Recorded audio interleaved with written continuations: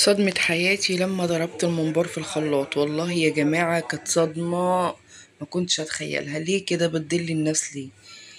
هو ممكن الخلاط بتاعك يكون السكاكين بتاعته مثلا مش سكاكين زي اللي عندنا مثلا. ما هو الخلاط واحد، محدش يقول لي بتحطي بطاس، بتحطي مش عارفة ايه عشان تهري الممبار. والله والله الممبار ده جاي من عند الجزار على الخلاط، قطعته وحطيته في الخلاط طلع بالشكل ده. انا بجد مصدومه جدا جدا، حتى في الكبه على فكره. يعني انا برضو جربت في الكبه، بس انا ما يعني اللقطه دي اتمسحت. جربت في سكينه الكبه برضو، يعني في حتت اتقطعت. فما ينفعش يا جماعه تقول ليه الضمير الضمير الضمير. سيبكوا بقى يا جماعه من دي والله الممبار العظيم وتنظيف يا جماعة الممبار، وتعالوا الخلطة نعمل بصوا حلوة خلطه جدا. الممبار. كل حاجه هنا مغسوله غسلة الرز ومصفياه ومتصفيه، والخضرة غسلاها ومصفياها بصل ومعايا بصلاية مضروب في عليها فلفل الكبه برضو اسود وعليه فلفل اسود ومكعب من وفلفلاية الماجي خضرة كده، وتفرميه كده. ومعايا قرن فلفل اخضر. وهنا طبعا حطيت السبع بهارات والكمون والفلفل الاسود. كل المكونات دي موجودة جوه بيتك. وهنحط طبعا معلقة صغيرة من القرفة، ودي اختياري، لو انت عايزة مش عايزة براحتك. هندعك كل الكلام ده كله مع بعض، وبعدين هنشوف هنعمل ايه. والطماطم هتضربيها في الكبة مش في الخلاط، في الكبة، عشان تشوفي هتحسي بطعم الممبار مختلف زي اللي انت بتجيبيه من المحلات من بره. يعني بصي حاجة كده عسل. ركزي كده في التكات والحركات والحاجات اللي احنا بنعملها وكل المكونات اللي انا بحطها، واعمليه بالطريقة دي هيعجبك جدا جدا جدا. اهم حاجة لو وصلتي هنا بقى دوسي لايك وشير واشتركي في القناة لو انت اول مرة تتفرجي عليا، واكتبي لي في الكومنتات بتتابعيني منين. هنا لقيت الطبق صغير، فجبت بقى الصينية دي هنزل فيها كل الحاجة دي عشان اعرف اقلب كويس الرز بتاعي. طبعا يا جماعة انا كنت جايبة كيلو ونص من الممبار، وطبعا يعني في حاجات منه زي ما انت شفتوا كده اتقطعت مش هتنفع اساسا، دي هنرميها. تمام. وهعمل بقى الممبار. هنحشي بقى الممبار بتاعنا اللي باقي وهنسويه بتسوية حلوة جدا، هوريكم التسوية دلوقتي. هنا الطماطم ضرباها في الكبة، بقول لكم اضربوها في الكبة عشان تبقى تقيلة كده. هتعجبكم جدا، وانا واثقة ومتأكدة ان الطريقة دي بصوا هتبهركم هتبهركم هتبهركم. محدش يصدق اي حاجة على النت يا جماعة. اتفرجوا على الفيديو اللي قبل دوت وانا بنضف الممبار، هتتصدموا هتتصدموا. انا مرضتش انزل لكم الفيديو كامل على بعضه عشان هيبقى طويل جدا، فقسمته لكم على مرتين. بجد يعني صدمة. انا بقيت مش مصدقة ان الممبار اتقطع كده. بجد كان فاضله شوية يبقى عصير. صلوا على النبي يا بنات، صلوا على النبي وسموا الله كده وبصي بقى الطريقة بتاعت الفيديو اللي فات اتفرجي عليه وشوفي تنظيف الممبار بالطريقة الصحيحة اللي هي ما تضرش الممبار. وخلي بالك برضو والله والله ويمين انا هتحاسب عليه، ان التنظيف برضو مش هيطلع هو اللي انتي متخيلاه.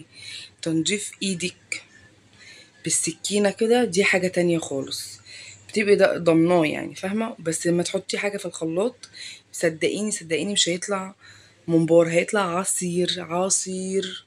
هنا طبعا حطيت زيت وهحط معلقتين من السمنة. تمام. وطبعا حطيت مش عارفة حطيت هريسة.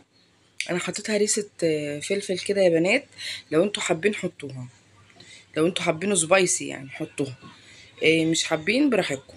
انا طبعا هنا حطيت السمنه والزيت وقلبت والملح وكده. وهنا بقى اخر مكون هحطه هي خلطه المحشي، بتتباع عند العطار. هنحط معلقه من خلطه المحشي وهنقلب كل ده كده وتبقى الخلطه معانا جاهزه. هنحشي الممبار بتاعنا القمر ونشوف هنحشي الممبار ازاي، سهل جدا وبسيط جدا. ولايك وشير بقى، لايك وشير يا بنات. اللي بيحبني يعمل لي لايك، واللي ما بيحبنيش برضو يعمل لي لايك يا جماعه. شفتوا بقى؟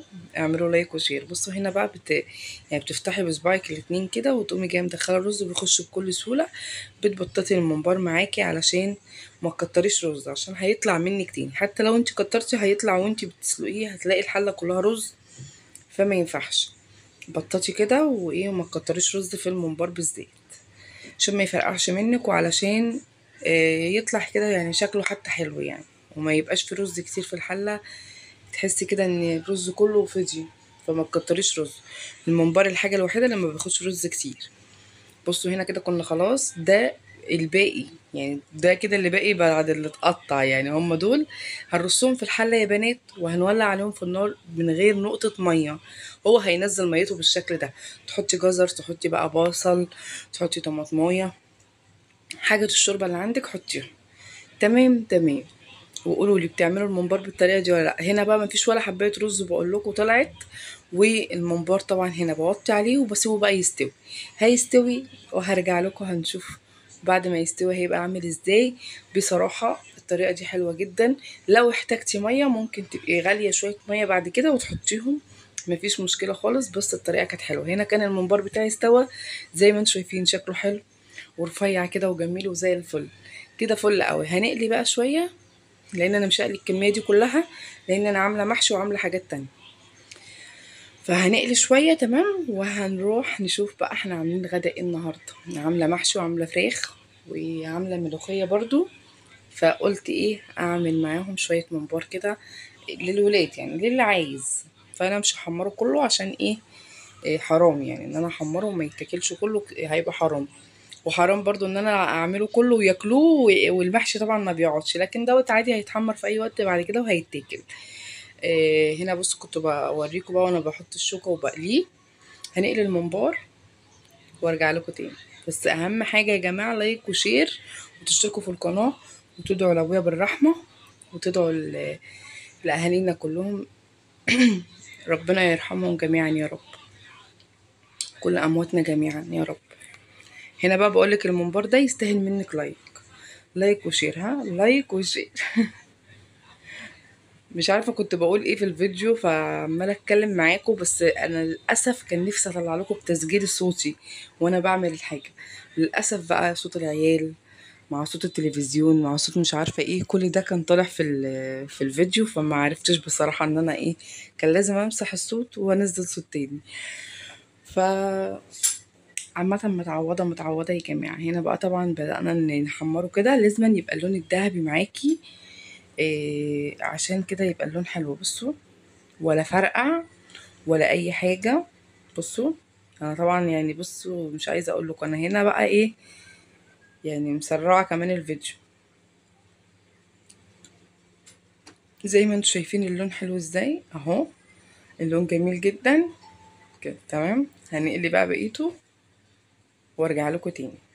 بس والله العظيم جميل جدا. كان نفسي يعني ادوقه قدامكم بس كان سخن جدا برضو. إيه، اعملوه بالطريقه دي يا جماعه وهيعجبكم جدا، وانا متاكده ان هو هيعجبكم. ولايك وشير والاشتراك في القناه. وطبعا العيد الكبير جاي، كل سنه وانتم طيبين ويتعاد عليكم دايما بالخير.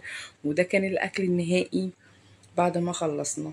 يا رب الفيديو يكون عجبكم ويكون خفيف على قلبكم، ويبسطني ويشرفني جدا ان انتوا تعملوا لي لايك وشير وتكتبوا لي في الكومنتات بتتابعوني منين. بحبكم جدا يا احلى متابعين، في رعاية الله. باي باي.